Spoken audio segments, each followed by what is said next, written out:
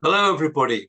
I'm James Fernley, and I've spent the last 35 years researching the extraordinary properties of propolis, a natural antibiotic produced by the honeybee. But the more I found out about the honeybee, the more I came to understand the crucial importance and meaning it has in nature and for the human being too. And it's out of this understanding that the BeeArc project has emerged. The BeeArc project's evolved over the last 12 years. And today we're ready to explore with you its potential to support and protect not only the honeybee and our environment in general, but us as human beings too, through a time of tremendous change and instability. So let me take you on a tour of what we're planning. The story starts, as you would imagine, with the honeybee, which is under tremendous pressure.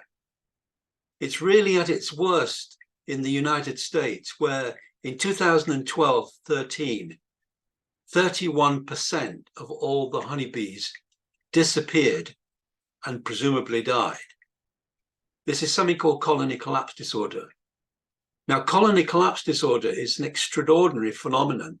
The bees, and there could be up to 60 to 70,000 of them in a hive, will leave the hive full of brood, full of food, and simply disappear. It's almost as if the complex mechanisms which keep the honeybee as one whole entity, as a superorganism, it's as if they simply melt away and the colony simply disappear, simply falls apart. Now, there are many reasons for this, but the bottom line is that over commercialization, the way we treat the bees, the way we cart them around, the way we don't let them have the proper food and so on. There are so many reasons: pesticides, herbicides, electromagnetic radiation. Colony collapse disorder almost illustrates the problem that the bee has reached its final point, the last straw, and it simply disappears. What keeps it together vanishes.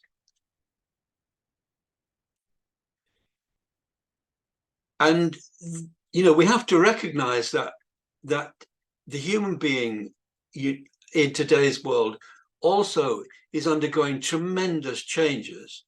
We've got climate change, economic uncertainty, social division, global conflict, wars everywhere, loneliness and mental illness on the increase, and a kind of cultural and spiritual confusion.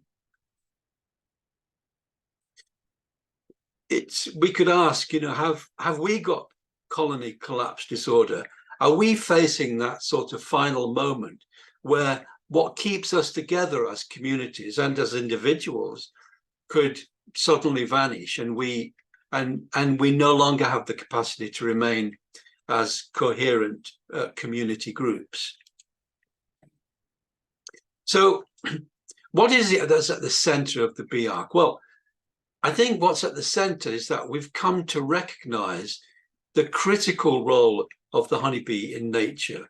We've come to recognize how vital it is for human food production, for instance, through pollination. We've recognized its extraordinary advanced social organization, as well as the powerful foods and medicines it produces, which benefit all human beings.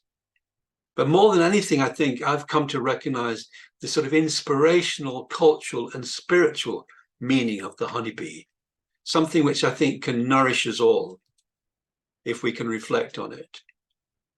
So what we're doing in the BeeArc is that we're creating a space where we can come together to both reflect and to act around our understanding that was being gained over this period. So we want to do three things. We want to look and listen. So we want to create a discovery center where we can find out about the power and meaning of nature and about our human relationship with nature, and especially the honeybee. We want to study and learn. So we want to create a research institute. And this will carry out research into the meaning and significance of the honeybee and nature, socially, culturally, economically, and environmentally. And thirdly, we want to put into practice any learnings that we gain through a craft community to explore ways in which we can live more sustainably with nature, and one of its most important expressions, which is the honeybee. So let's look at these three elements. The Discovery Centre. Well, this is a space where people can come and find out about the economic, the social and spiritual life and meaning of the honeybee, and explore how the honeybee can inspire us as human beings, socially, economically, and spiritually. So we're creating an exhibition where the visitor will go on a journey through the cultural and spiritual pavilion, the social and community pavilion, where we'll look at the incredible way in which the honeybee has resolved its social life, and finally into the environmental and the economic pavilion to look at the incredible products and meaning of the honeybee. It's the outcomes of the honeybee, the way it works in nature, and the way it works for human beings too. Secondly, we want to create a research institute. Now, we are already working with and collaborating with local universities, and we want to carry on this collaboration in the Research Institute. So here we're creating a space where we can actually undertake scientific research so that we can better understand the social, economic, and spiritual life of the honeybee, as well as exploring the ways in which the bees can support human, social, economic, and cultural activity and health. So in this space, there will be a meeting and conference space. There'll be a performance and exhibition space. There'll be a natural health and well-being resource, and there'll be laboratories and libraries and spaces where academics can work. The third element is the bee craft community, the BeeArc craft community, where we're exploring the living and working. Now, this will be a space where people can put into practice, where we can actually work through in practice the learning from the honeybee and the learning from our research institute in terms of the way we live together and undertake meaningful work together and celebrate life together.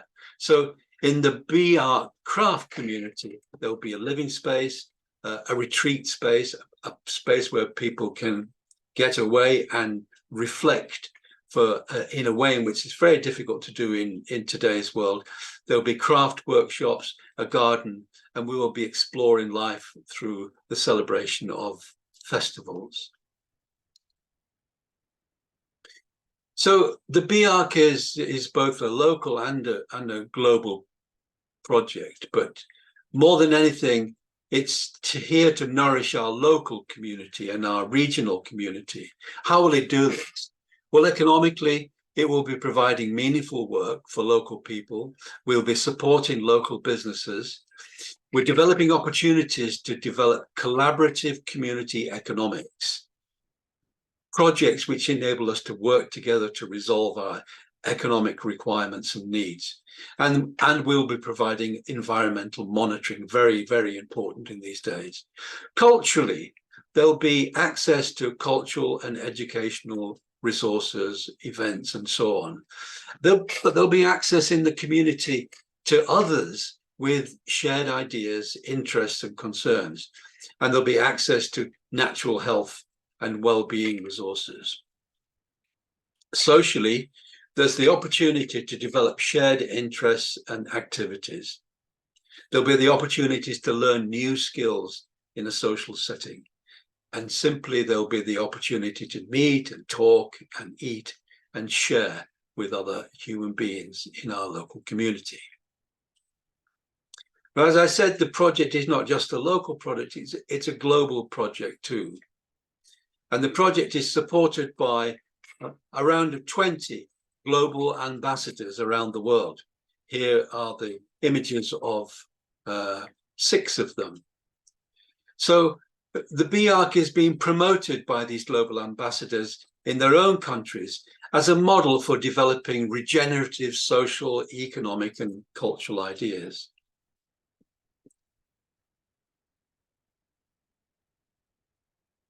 So these three elements, well, particularly the Discovery Centre and the Research Centre, will be housed in a building. And we're aiming to develop a building where we can work together for the honeybee and the natural world. It's a building where we can explore how best to understand the changing world we live in, and a building which can serve as a model for a truly sustainable and efficient future. We're aiming to build a building for all of our futures. We're very fortunate indeed to have Camp Hill Architects and Developments who have designed the building. Why? Because the BeeArc building embodies very much the approach to nature that the BeeArc holds very dear. I want to quote from Camp Hill Architects' own website. They say, "Our approach to architecture is to attempt to create built environments that enliven the soul qualities of the individual and reawaken his connection with the world of nature." This is exactly what the BeeArc project is trying to do. They go on to say, "This ecology of life is part of the world conception that places the human being in a direct relationship to the living world and its forces of life and growth." They're quoting the Austrian philosopher Rudolf Steiner here when they say, "All architecture consists in projecting into the space outside ourselves the laws of our own human body." But here we are. These are architects who are designing with the deep meaning of the human being and of nature into the buildings that they produce. So let's have a quick run through the buildings. Here is the site where the buildings will take place, and here's an image of the of how the buildings will look upon this site. There's a number of components. Here's a proposed site section north to south. You can see here is Brereton Lodge on the site, quite a tall building, and here is the BeeArc on the right-hand side. A building which is sunk into the environment, is part of the environment, is nestling almost in the environment. Here's the proposed ground and lower ground floor plans, which I won't go into, but you can study these images yourself if you go onto the website. Here's another image of the proposed building elevations, and you can see the very modest and again that kind of sunken quality to them. And here's a picture artist impression of the building as a whole, focusing, of course, on those truly inspiring hexagon shapes around which so much of nature is composed. We end with this slide because here's a slide again, the hexagon shape, and it illustrates the potential meeting space inside the BeeArc building. It's a space that can hold maybe 60 to 70 people, where a variety of different activities can take place. Important ways in which human beings can meet each other. So, thank you for watching and listening. Your thoughts and views and interests and concerns about the BeeArc are important to us.